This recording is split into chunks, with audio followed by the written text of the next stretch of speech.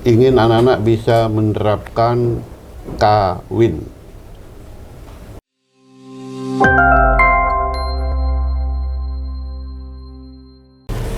Baik, Pak Imam, nggih. Panti Asuhan Nurul Abyad ini kan tentu bukan panti asuhan yang sekejap bisa berdiri, ngoten Pak.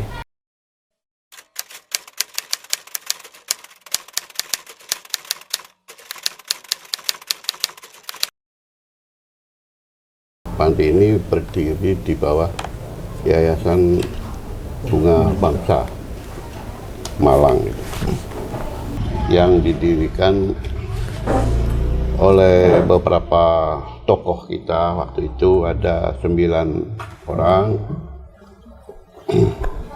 Waktu itu Bapak Syuhro, Bapak Amir Sutrisno, Bapak Mas'ud, Bapak Ahmadul Rifai, Nuzul Karim, Bapak Denekso, Ibu Nunu Uniastati, Ibu Umi Lukito, dan Bapak Samsul Bahri. Karena di bawah Yayasan Bunga Bangsa, yayasan ini resmi formal lewat surat keputusan Menteri Hukum dan HAM Jakarta dengan nomor AHU 2230/AH 0104 tahun 2009, tanggal 17 Juli 2009.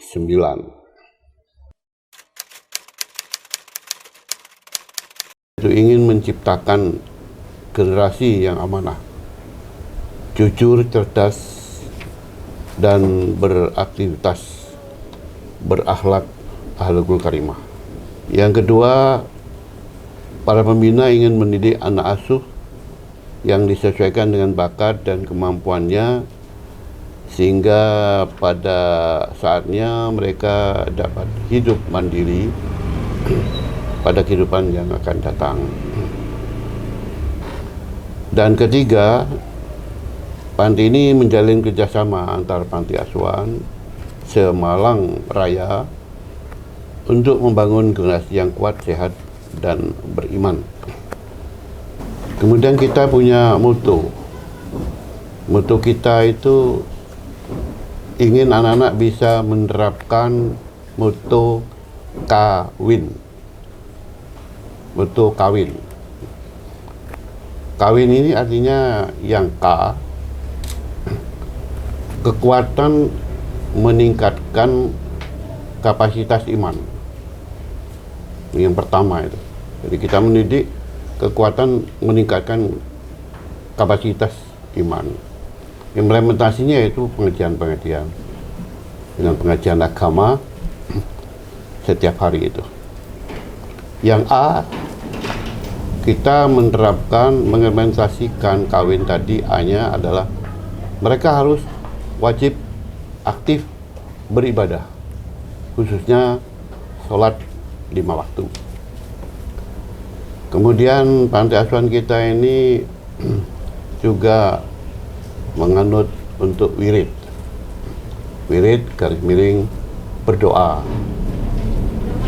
baik itu setelah sholat masing-masing individual, tapi sebelum pengajian yang setiap hari, sebelum Ustadz memulai, dengan dipimpin Ustadz, kita berdoa. Yang pertama, doa sesuai dengan buku tamu, di mana tamu-tamu kalau memberikan sedekah apapun bentuknya, itu ada ruang mohon doa apa.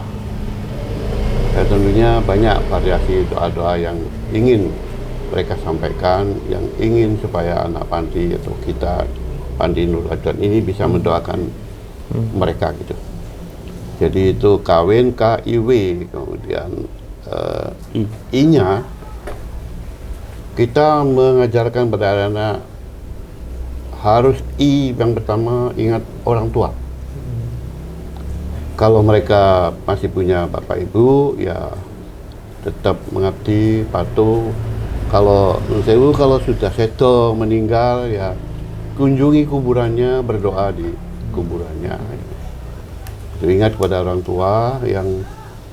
Yang kedua, ingat kepada orang-orang yang berjasa dalam hidupnya. Jangan dilupakan.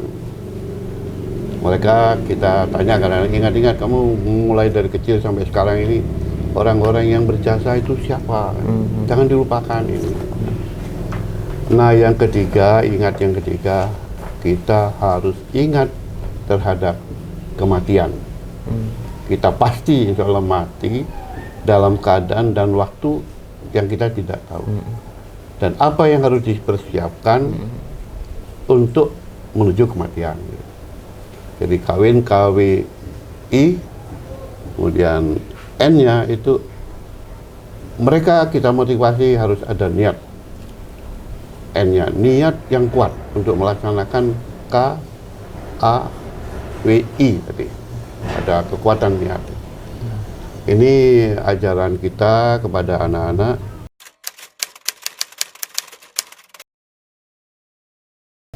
Waktu itu latar belakang kenapa kita mendirikan.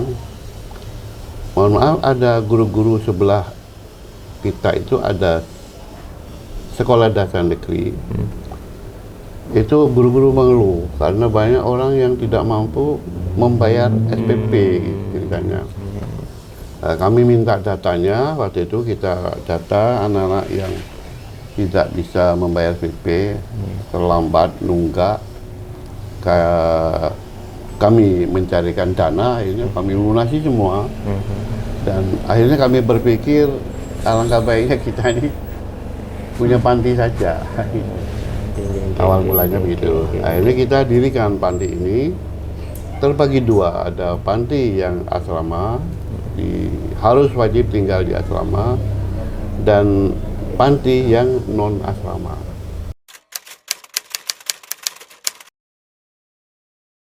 Motivasinya ya bakti sosial. Ya. Mengenai kita selama mengabdi sekian puluh tahun pada bangsa dan negara. Sekarang secara action itu kita mengadakan bakti pada masyarakat dengan mengangkat sisi ekonomi dan pendidikan. Jadi bagi orang-orang yang tidak mampu, tapi mereka ada keinginan kuat untuk belajar. Nah, kita itu ingin support mereka supaya mereka mandiri. Ada program beasiswa pendidikan untuk anak asuh. Yang kedua, program bantuan untuk penunjang pembinaan pendidikan, jadi mental akhlak dari anak asuh. Yang ketiga, program bantuan dalam bidang pangan atau beras atau sembako. Yang keempat adalah program bantuan masa transisi, yaitu bekal modal untuk kerja setelah lulus. Jadi rata-rata anak-anak di sini kan anak SMK, ya. Ya. Kalau sekarang sudah 30-an. 30 ya. 30-an. Itu santri putri dan putra nih, Pak. Putri, putranya cuma satu. Oh, putranya cuma satu. Ya, karena menyesuaikan dengan daya tampung. Oh, nggih. Sekarang berarti semuanya putri. Iya. Dan itu rata-rata pendidikannya? Pendidikan mulai dari Madrasah Sanawiyah, kemudian ada SMK, SMA.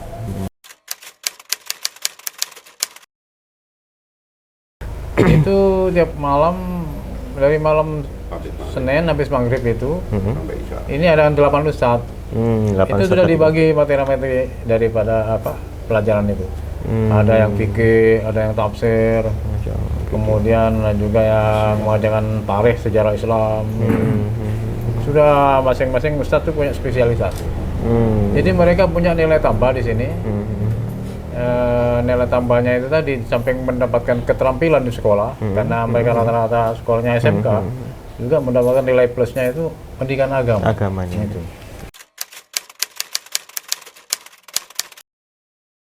Kalau mau rekrut misalnya ini terus terang aja, ada dari beberapa LSM, kemudian dari beberapa sekolah-sekolah. Dari alumni itu menginformasikan. Alumni juga gitu. Non formal, Pak, nggih. Tapi kita kalau menjaring tetap ada prosedur seperti misalnya penyerahan dari orang tua itu. Jadi sesuai dengan petunjuk dari Kementerian Sosial itu. Oh, nggih. Misalnya ada surat penyerahan, kemudian ada surat-surat KTP-nya jelas, administrasi. akte kelahirannya. Geng. Jadi yang diterima adalah sini dalam keadaan betul-betul Kita survei. gitu. Lapangan. Dan kalau lulusnya itu Begitu lulus tadi kan diberi bekal 500, diberi sertifikat sebagai alumni. Karena kalau sertifikat penting kalau ngelamar dulu anak alumni. Betul. itu usianya SMK Pak. Ketika lulus SMK ngoten atau Ya, SMK. SMK nggih? Iya, SMK. Oh, nggih. Kita lulus SMK berarti SMK sudah dianggap sebagai alumni. Kita tidak membeli. Kita ada pelatihan-pelatihan ya. Pelatihan Di sini yang apa? Yang istilahnya terasa macam-macam. Pernah pelatihan MC, Oh, iya, penyiar MC pernah. Pelatihan apa kemarin dulu? Iya, yang fotografer. Itu kan di luar Di pelajaran luar. mereka ya. Geng. Itu. Bukan mereka. Ada lagi pelatihan nyablon. Apa namanya? Sampai jadi profesinya.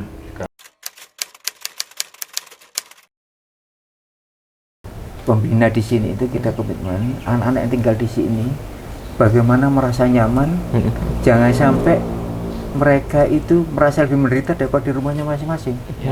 Jadi kita nyamankan mereka, makanya beliau kita ajak rekreasi. Ada kita beri uang saku mereka itu. Kalau lebaran itu mereka itu kita beri semacam bingkisan lebaran untuk keluarganya. Uang saku untuk pulang kita beri, itu nilainya tidak sedikit, pulang pergi. Jadi minimal 500.000 uang sakunya mereka kalau pulang ke kampung halamannya itu, untuk lebaran.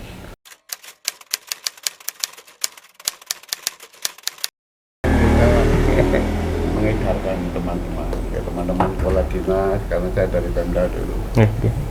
Sebelum waktu Ramadan, menjelang lebaran. Ya, anak tadi kan 500 per anak.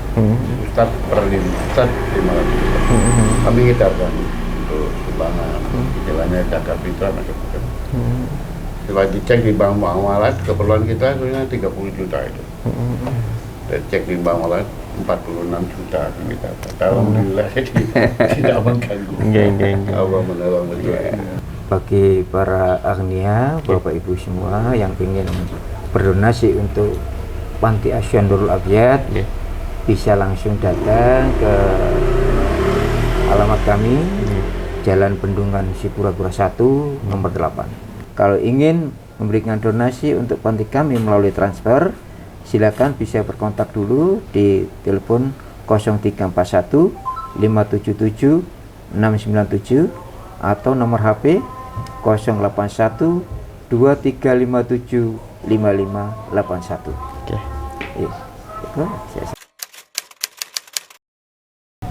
Ya, harapan kita itu ya kekuatan Panti Asuhan Nurul Abyad ini adalah dari hamba-hamba Allah yang datang ke panti. Kekuatan kita, keuangan kita itu ya prioritas yang utama itu, karena itu kita mengharapkan hamba-hamba Allah yang cinta dengan sedekah, jangan dilupakan panti asuhan kami Nurul Abyad. Yang kedua, kita berusaha juga mencari dana itu lewat suatu usaha kita. Kita punya tim outbound. Kita ini semua tim outbound, mengoutbound sendiri. Jadi kalau taksis kawan-kawan mau outbound gimana, tidak usah bayar. Lah kita yang Nama saya Usung Hatimah, saya salah satu santri Panti Asuhan Nurul Abyad ini. Saya dari Gondang Legi dan beberapa teman saya ini juga ada yang dari Sendang Biru, Bengkulu, Kalimantan, Tajinan, dan beberapa daerah yang lainnya juga. Kegiatan kami selama di panti ini mulai dari subuh itu kita salat berjamaah, dilanjut dengan kultum dari abah atau bisa juga dari anak-anak. Terus pagi kita sekolah Nah, karena kita di masa pandemi, kita belajarnya daring. Biasanya kami mulainya jam 7.15 dan berakhir pada jam 1. Setelah itu kami makan siang, setelah itu kita salat duhur, habis itu kita mungkin istirahat. Setelah itu piket wajib yang sudah dijadwalkan. Mungkin habis itu kami salat asyar. Habis itu jam 4:30 ada yang piket ngaji, itu sampai maghrib. Setelah maghrib kita ada kajian bersama ustadz-ustadz yang berbeda-beda juga, ada 8 ustadz. Itu mengajarnya juga berbeda-beda, ada yang nahwu, ada yang sirah nabawiyah, ada yang tafsir dan lain-lain. Habis itu kita belajar mandiri untuk yang di sekolah juga. Setelah itu pukul 9-an kami tidur dan besoknya lagi subuh kita berjamaah lagi. Terima kasih juga untuk para donatur yang telah menyisihkan sebagian rezekinya untuk kami demi berlangsungnya panti ini juga. Semoga apa yang diberikan kepada kami bisa menolong di yaumil qiyamah nanti. Kebiasaan harus benar dan kebenaran harus dibiasakan.